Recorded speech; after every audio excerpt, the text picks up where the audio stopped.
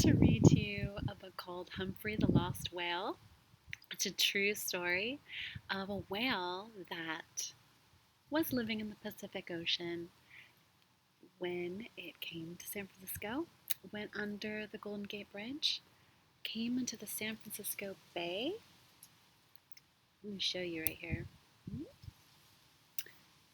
This is a map of the Bay Area. So Humphrey came in to the San Francisco Bay under the Golden Gate Bridge, and let's see if I can show that.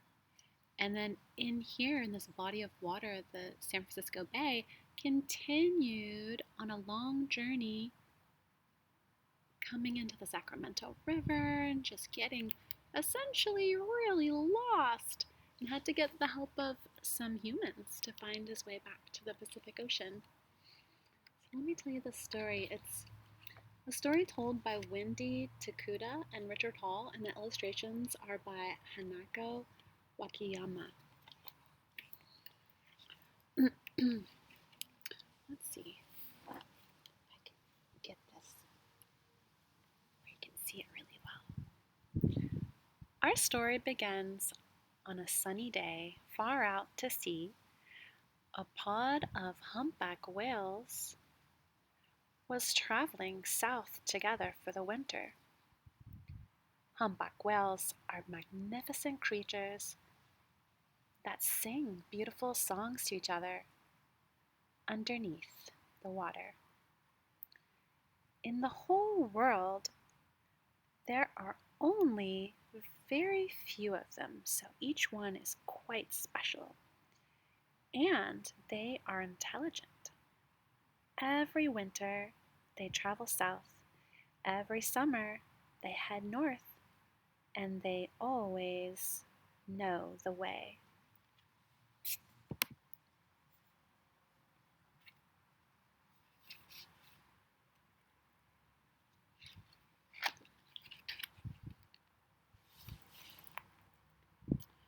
But even whales can make mistakes.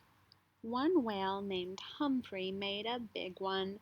He turned away from his friends and wandered under the Golden Gate Bridge into San Francisco Bay. Oh wait, here's San Francisco. You can see the Transamerica building, it's very pointy. Here's the Presidio. This is the side that is Marin, where the Marin headlands are. And this island is probably Alcatraz. Oh, and far in the distance I can see the East Bay, where we live in Berkeley, and the Bay Bridge.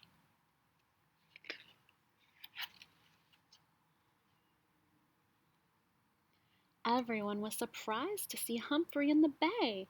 People don't get to see humpback whales very often because they usually stay in very deep waters. It was a special treat to see one so close to the city of San Francisco. Humphrey was a spectacular sight, as long as a city bus, and as big as 7 elephants put together. He would come up to breathe, appearing as if by magic, and people would stop whatever they were doing to watch him.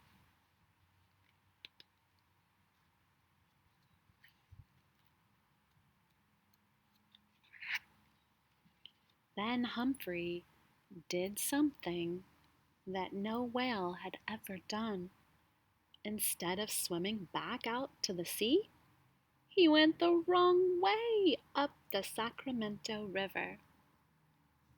Do you see how it's very wide here? And it gets narrow as it goes further northeast. Oh, here's some cows. These might be also cows. They're just different colors. The big river became smaller and smaller as Humphrey traveled upstream. He was looking for the ocean, but it was clear Humphrey was lost. Hundreds of people came to see Humphrey in the river. They would stare out at the water, waiting for him to come up for air.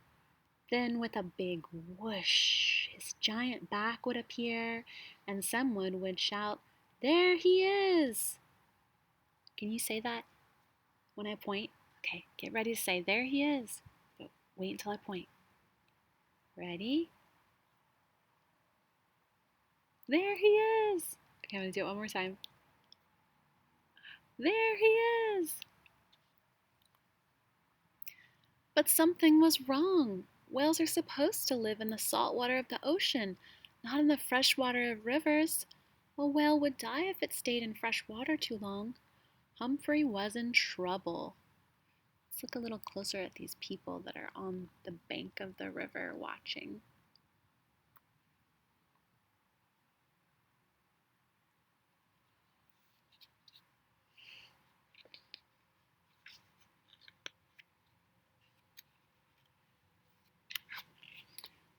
Everyone knew that Humphrey had to be turned back toward the ocean, but no one knew how to do that. After all, something like this had never happened before. The farther Humphrey went, the more worried everyone became. They wondered whether he was getting anything to eat, whether he was getting sick, or whether he would beach himself in the river. So if the river gets too shallow, if the water's not deep enough, his body might touch the sand and get stuck there, especially close to the edge. He might beach himself accidentally. One day, Humphrey squeezed under a tiny bridge. It was so small, no one could understand how he had done it. Now he was really in trouble. He was trapped. The river beyond the bridge was very shallow and narrow. It was so small Humphrey could hardly turn around. There he was, a whale, stuck in a tiny stream, right in the middle of a farm field. It was hard to believe. Something had to be done to get him out of there fast. Humphrey looked sick. The scientists knew he would die if he didn't get back to the ocean. Time was running out. Look at this beautiful body. Longer than a bus. Have you ever seen a bus driving down the street? Next time you see one, try to imagine that it's a whale. Try to imagine the size of a whale. Just to think of how big a whale is. The people trying to save Humphrey would have to move fast. The scientists, Coast Guard officers, and many others got together to work out a plan to save him.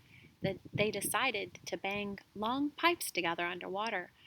They thought the sound would scare him back down the river. They just wanted to scare him to be helpful. They didn't really want him to be afraid in a way that would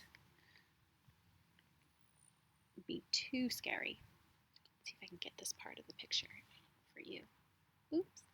At the same time, they would play a recording that would broadcast underwater the sounds of whales eating.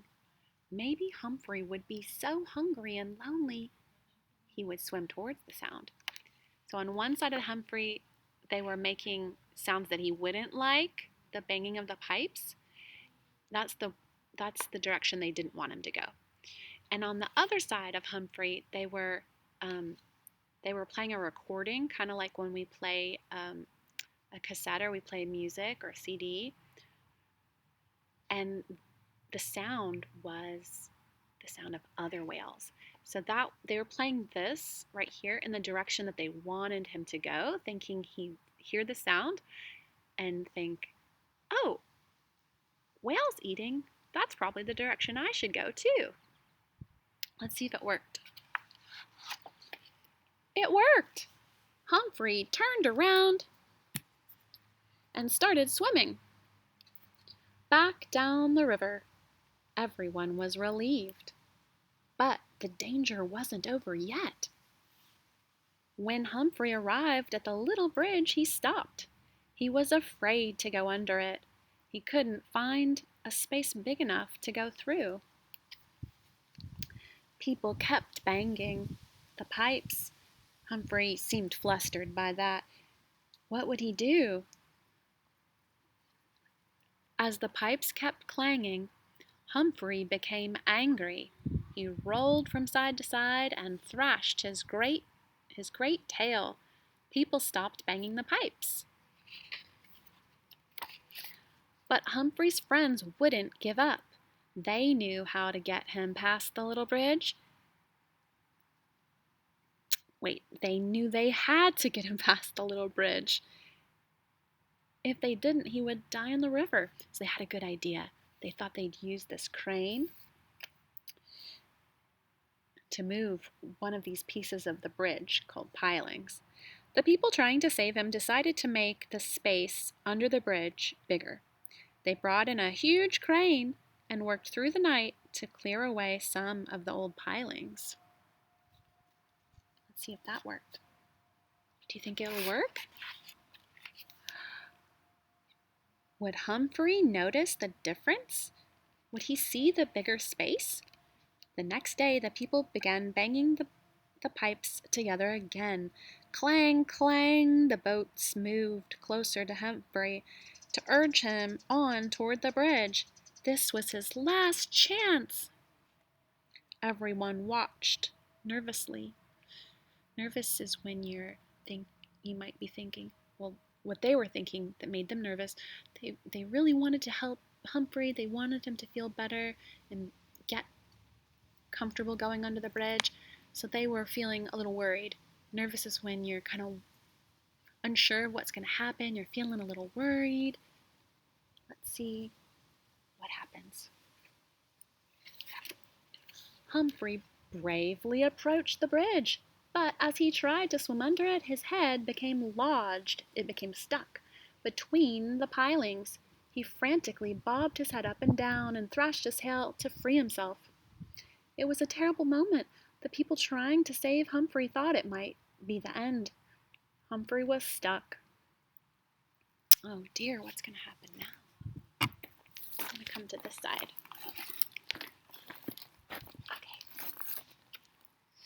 Suddenly, Humphrey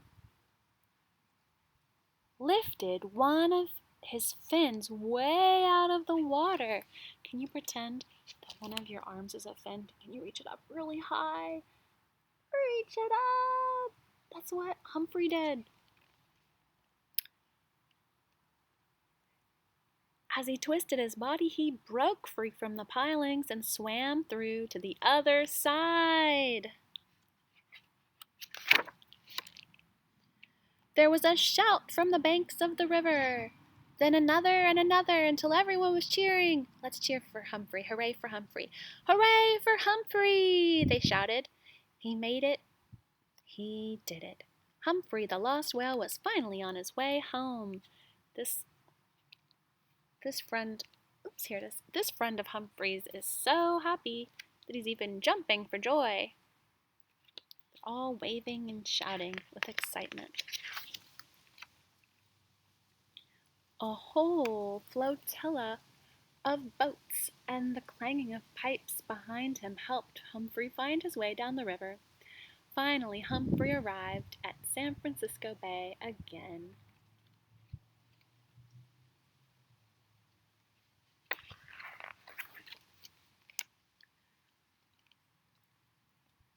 Humphrey spent one whole day happily swimming around the bay. He did tricks for the people gathered along the shore to see him one last time. They oohed and awed when he slapped his tail. They oohed and awed when he leaped into the air and belly flopped back into the water. Humphrey seemed to be saying goodbye and thank you to all of his friends who had helped save his life. The people who had helped rescue Humphrey also felt grateful. Humphrey had taught them a lot about humpback whales. He had also become a good friend. Many times during the ordeal, Humphrey could have simply flicked his tail and overturned boats carrying the people who were trying to help him, but he never did. He seemed to understand that they were his friends. Finally, in the late afternoon fog, Humphrey swam under the Golden Gate Bridge and back out to sea. Humphrey the Whale had made it. He was finally home. The end. Have a good afternoon.